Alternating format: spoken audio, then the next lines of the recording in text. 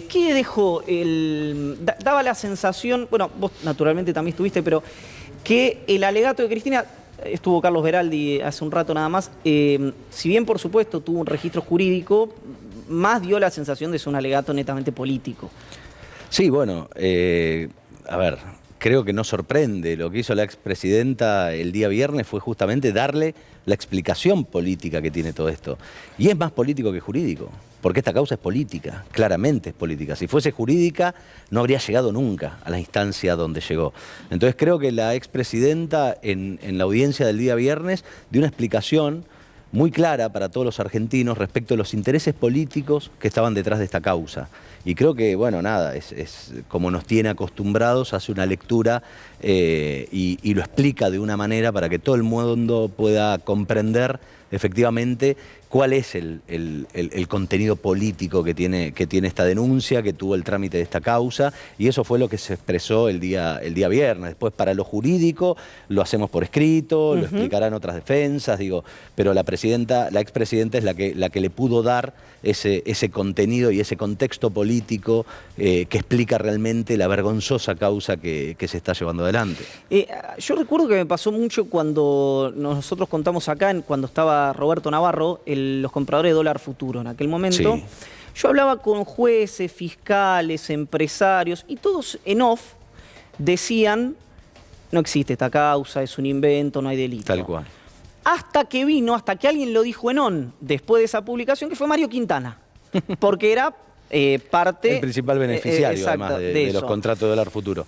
Pasaba lo mismo con Cunita, pero sobre todo de todas las causas con las que pasaba, era con el memorándum de entendimiento con la República Islámica del Irán. Si la mayoría de los fiscales, los jueces, porque no sé si es mayor, un porcentaje muy grande y me consta, no estoy diciendo algo, y quienes muchas veces, no quiero decir los conducen, por qué bajar el precio, pero sí tienen mucha ascendencia en las opiniones de los magistrados, sabían también que no constituía delito. ¿Cómo llega a esta instancia una causa de esa naturaleza? Porque solo políticamente... Interesantísimo lo que planteas, Iván, porque justamente esa es la explicación que falta a todo esto. Y es que cómo llega y los intereses que movieron esta causa y las presiones que movieron esta causa son lo que hace que no lo puedan poner por escrito. Necesitaron ni más ni menos que de la mano de obra de Claudio Bonadío. Fíjate vos el raconto que hiciste: dólar futuro, Cunita, memorándum con Irán. Las tres las instruyó Claudio Bonadío. El único dentro de la Administración de la Justicia Federal que parece que se sometía, no es el único, hay otros más, pero es el que más solícito estaba siempre a llevar adelante las causas con contenido político completamente alejadas de lo jurídico. En las manos de cualquier otro juez nada de esto podría haber avanzado. Vos fijate un caso. ¿Me dejás interrumpirte con Bonadío? Sí. No por defenderlo post-mortem, digamos, sí, porque pero sí para entenderlo. Sí. Mucha gente decía, pues sí, bueno, ¿quién está atrás de Bonadío?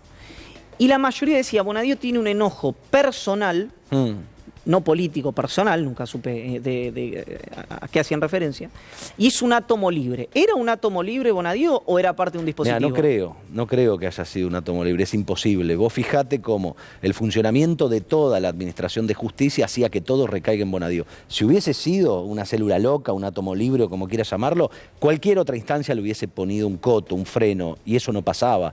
Vos fijate que las tres causas llegaron a instancia de juicio oral.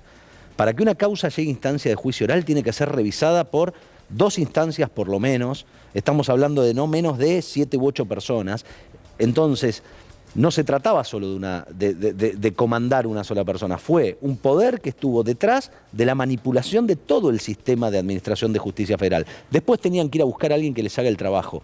Y en estas causas, como en otras tantas causas de las que formaron parte de la persecución contra la expresidenta, aparecen siempre los mismos personajes, que fueron los que, ni más ni menos, se arrodillaron, quisieron integrar voluntariamente el grupo y, diría, el grupo que les hizo las tareas judiciales al poder político, al poder concentrado que llevó a cabo esta persecución. Entonces, me parece que es importante esta explicación que vos decías de las tres causas. Vos fijate las tres causas y es muy sencillo, sí. Lo quiero resumir muy claro. Las tres causas llegaron a instancia de juicio oral. En las tres causas hay un denominador común. No se hicieron las pruebas. No se hicieron las pruebas para saber si era delito o no era delito de lo que se estaba hablando. Dólar futuro, no se hizo la pericia. Cuando llega al Tribunal Oral Federal número 1, lo primero que hacen es ordenar hacer la pericia. ¿Qué resultado arroja la pericia? Que no había delito. Que no había delito. Y si había un delito, lo comete la administración de Mauricio Macri al devaluar el dólar, fijar el precio de los contratos de dólar futuro y pagarlos cuando ellos eran los beneficiarios y los principales tenedores de los contratos de dólar futuro. O sea, hasta el 10 de diciembre de 2015, que estábamos nosotros a cargo del gobierno, no había habido un solo delito ni perjuicio a las arcas del Estado con los contratos de dólar futuro. Es más, si se hacía la progresión conforme el plan económico que tenía nuestra gestión de gobierno, ganaba siempre el Estado. Llegó el macrismo, cambió las condiciones de los contratos de dólar futuro y generó el perjuicio al Estado. Con esa pericia el tribunal dijo: yo no voy a hacer el juicio, no puedo hacer el juicio, pues no hay delito y yo no me voy a someter a la farsa de hacer un juicio cuando no hay delito. Plan Cunita. Instrucción de Bonadío. Bonadío se negó durante toda la investigación a hacer la pericia económica y técnica sobre las cunitas. Llega a tribunal oral, el tribunal advierte, la fiscal lo advierte, pide las pericias. Las cunitas eran seguras, eran de las mejores del mercado, las licitaciones no habían sido redireccionadas y los precios eran conforme, todos los precios testigos que indicaban los organismos públicos, no había habido sobreprecio. Lo mismo, la fiscal dice: yo no puedo llevar a esta gente a juicio para someterla a un circo cuando no hay delito en esta causa. Y memorándum con Irán, lo acabás de mostrar vos en la editorial. Lo mismo, Bonadío se negó sistemáticamente a comprobar si la hipótesis de la acusación fiscal era cierta o no, ni más ni menos. El memorándum tenía por objeto hacer caer las alertas rojas, no. Y el principal organismo que podía dar fe de eso, ¿quién es? El que emite las notificaciones rojas. En ese caso, vos entrevistaste al secretario general de Interpol, que era la máxima autoridad de Interpol. Nunca quiso producir esa prueba. Llega a instancia del tribunal oral, el tribunal oral le pide un informe a Interpol, Interpol contesta en un documento de 60 hojas con más de 700 anexos, diciendo que el memorándum era positivo para el caso contencioso entre Argentina, Irán e Interpol, que de ninguna manera se vieron afectadas las alertas rojas y que no había forma de hacerlo por parte de las autoridades políticas, porque el único que podía dar de baja las alertas rojas era el juez de la causa AMIA, Rodolfo Canicoba Corral. Y además agregó las constantes gestiones de los funcionarios argentinos de aquel entonces, de nosotros, para el sostenimiento de las alertas rojas. La prueba fundamental que te demuele la acusación. Esa prueba también se tramitó en la instancia oral porque no se tramitó, porque no la quiso hacer la justicia en primera instancia en todas las causas, insisto, interviniendo el juzgado de Bonadío. Por eso es el devenir de las causas. Acabada la presión sobre la justicia, la manipulación, la feroz manipulación que llevó adelante Mauricio Macri, respondiendo por sí y en algunos casos respondiendo por terceros.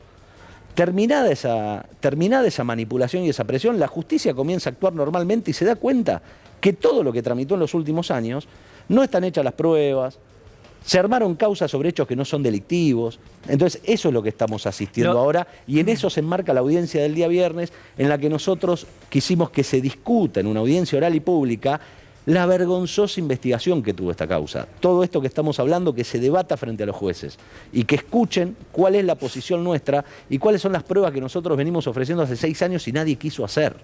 Y eso fue lo que se produjo el viernes. Le voy a dar el pie a Pablo Ibáñez, pero después quiero seguir con un tema más estructural, no tan coyuntural. Sí. Pablo.